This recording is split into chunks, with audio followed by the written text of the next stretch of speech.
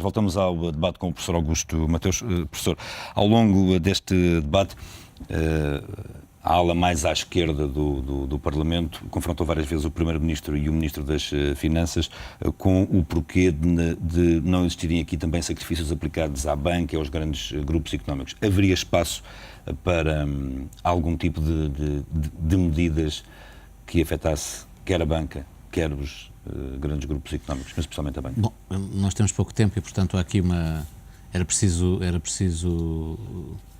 perceber a lógica mais global, como é que se põe a economia portuguesa a crescer e o papel dos vários agentes económicos.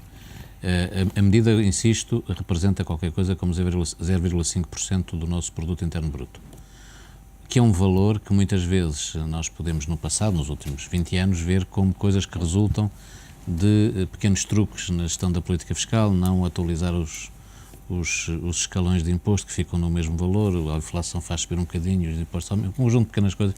Portanto, 0,5% do produto interno bruto não é uma coisa muito forte para as pessoas concretas que vão ser afetadas por esta medida. Como já expliquei, é muito significativo.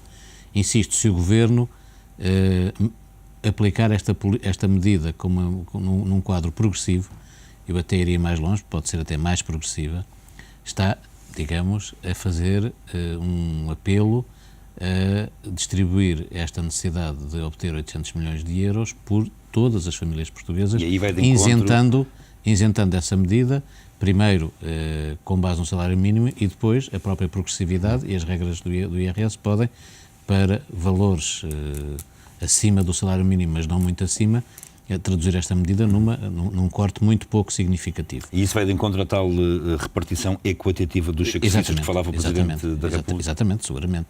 Por outro lado, quanto à questão da banca, é preciso perceber, independente... O IRC e o Imposto sobre as Transações Financeiras, que é sempre o que vai à baila nestas alturas.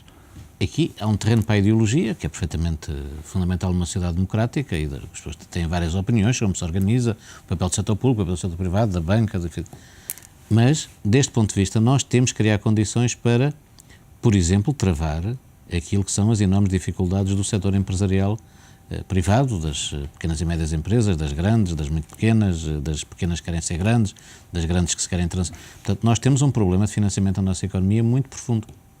E, portanto, nós não podemos, sob pena de sermos absolutamente irrealistas e levianos, exigir sacrifícios tomar medidas que dificultem o financiamento da economia.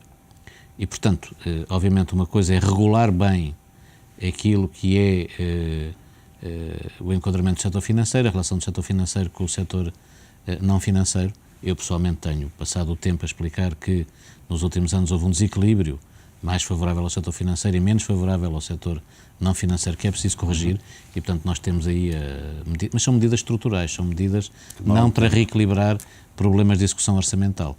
E, portanto, creio que, no essencial, volto a dizer, vamos ver como é que o Governo toma as medidas. Se não for rigoroso na implementação das medidas, cá estaremos para o criticar. Neste contexto, creio que, como digo, com base nos valores que estão de execução orçamental, nós não podemos correr o risco de não cumprir aquilo que são as metas fixadas, porque temos que surgir como um país que tem condições para gerir a sua austeridade, para relançar o crescimento, num contexto de low profile e num contexto de segurança, que é o que dá confiança. E, obviamente, espero que sejam tomadas as medidas que podem levar por diante uma nova visão ligada ao crescimento. Veja os aspectos da habitação, da regeneração urbana, da poupança. Portanto, há um conjunto de medidas que este Governo me parece que vai tomar, me parece que pode vir a tomar, não ficarei eventualmente completamente satisfeito, mas acho que merece uma oportunidade de preparar essas medidas, e acho que, se for capaz de manter esta linha de que as coisas vão mudar, que vai ser possível, sem cataclismos nem terremotos, rever o papel do Estado na economia. As gorduras não servem para nada, porque é um termo demasiado equívoco, mas reposicionar isso, relançar algumas coisas que podem estimular a economia e desenvolver a poupança dos portugueses e preparar para 2012 condições de minorar a recessão e relançar o crescimento, são coisas que devemos esperar e para as quais devemos contribuir. E insisto, se as famílias puderem programar este ajustamento, é melhor do que se não puderem programar. Serem confrontadas com factos consumados. Professor, como sempre, foi um enorme prazer tê-lo aqui em estúdio. Até para a semana.